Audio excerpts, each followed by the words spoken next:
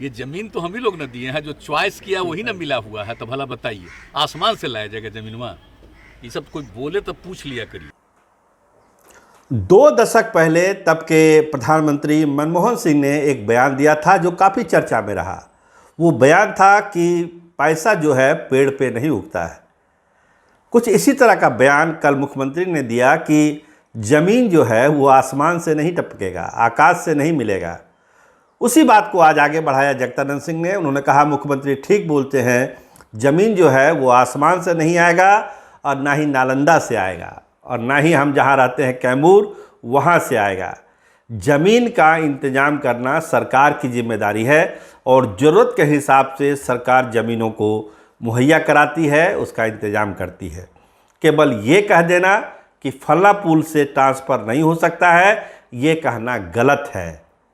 ज़रूरत के हिसाब से पुल ट्रांसफ़र होता है और उस हिसाब से हमने जो मांग की है राजद कार्यालय के लिए, वो ज़मीन हमको मिलनी चाहिए। ये जगदानंद सिंह ने आज एक प्रेस कॉन्फ्रेंस में कहा। उन्होंने बहुत सारी बातें की कि देखिए पटना शहर में बहुत सारी ऐसी बिल्डिंग बना दी गई जिसकी कोई ज़रूरत नहीं थी। स्वाभाविक है, बड़े भवन बनेंगे तो कमीशन भी बड़ा आएगा। एक बड़ा आरोप भी लगाया उन्होंने, जगदा बाबू ने, कि बड़े प्रोजेक्ट होंगे तो कमीशन भी बड़ा होगा। खैर ये अलग विषय है, लेकिन अभी हम बात कर रहे हैं जो मांग जगदा बाबू ने की थी राजद कार्यालय के लिए अतिरिक्त ज़मीन की, उसको लेकर आज एक प्रेस कॉन्फ्रेंस थी।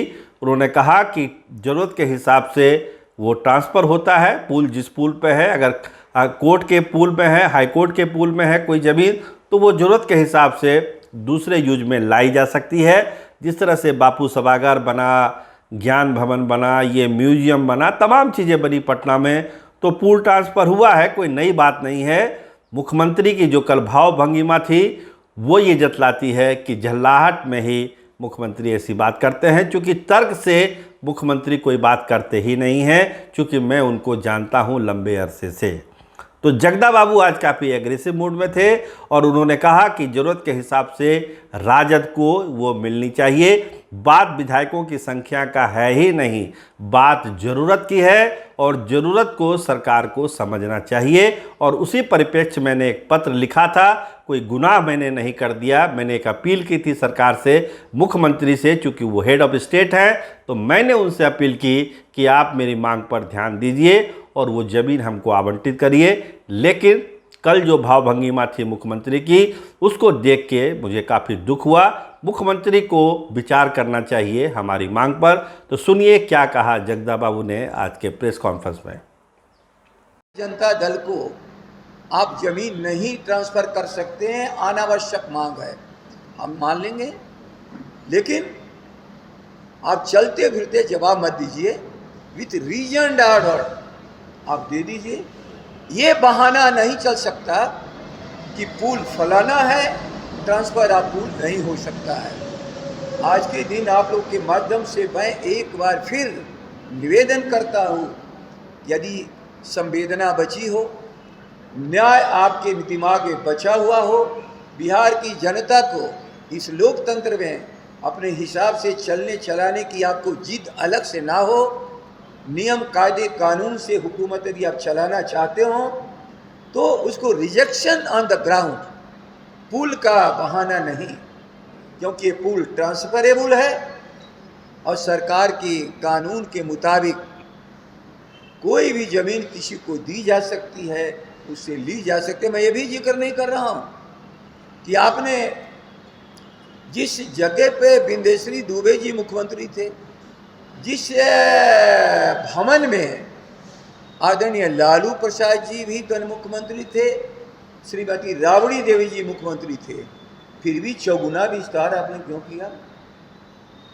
कौन सा वकार जिसके लिए चौगुना विस्तारा को करना पड़ा? लेकिन ये भी हमारा बहस नहीं है। मेरा ये भी बहस नहीं है कि पूर्व मुख्यमंत्री के रूप में भी आपके लिए भवन आवंटित और मुख्यमंत्री के रूप में भी भवन आवंटित, आप मुख्यमंत्री हो कि पूर्व मुख्यमंत्री हो, आप डिसाइड कर लो। बिहार की जनता आपसे जानना चाहती है। इसका मतलब आपको भरोसा है कि हमें पूर्व होकर के कहीं जाना है, इसका इंतजाम करके बना करके रखो, कोई बात नहीं। याद रख लीजिएगा, तेजस्वी जी नेता प्रतिपक्ष के हैसियत से एक कैबिनेट मिनिस्टर का स्टेटस है, लेकिन उन्हें बाजबरदस्ती निकाला गया, निकाला नहीं गया, विवाद का विषय बनाया गया, अनेक तरह के आरोप लगाए गए। ये सारे क्रियाकलाप, और आप लोग के माध्यम से मैं बता रहा हूँ कि इनके पूरे 4-5 ओवरब्रिज जो है ना, उसके बगल में दफ्तर की तैयारी अलग से हो रही है, किसी न किसी नाम पर,